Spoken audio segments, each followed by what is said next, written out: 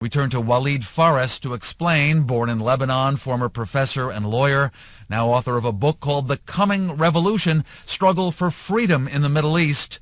Walid Phares, the crisis in Beirut has to do with the assassination of a former Lebanese leader, Rafik Hariri, the current prime minister's father. He was killed over 5 years ago. Investigators are expected to blame Hezbollah, so that party's ministers quit. They walked out, 11 of them, bringing down the cabinet, and also stating recently that they will take the streets if needed if the special tribunal on the Hariri elimination or assassination will indict members of the organization. There's a UN-backed investigation, and what, any day now they might name the guilty?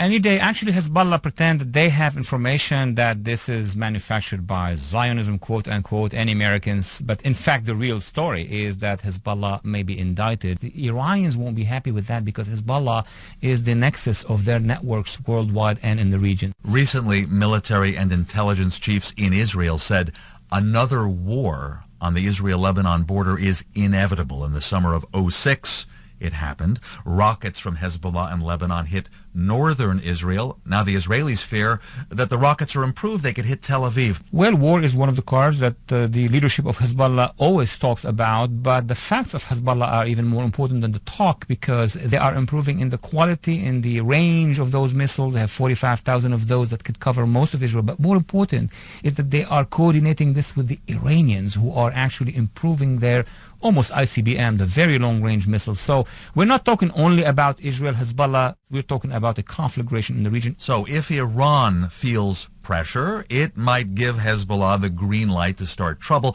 That would be a distraction. That would hurt U.S. interests. You know, in your book, The Coming Revolution, you consider the entire region where there are factions, parties, heroes. You describe them really as heroes who want democracy, but they're fighting like Davids against Goliath. Absolutely, but David won at some point, and here we need the Security Council, the public opinion in the United States, in France, and the international community to support those little Davids who are not just Davids, but Muhammad and Ali and Hussein and all locals. Remember, June of 2009, 1.5 million people took the streets in Tehran, never seen before.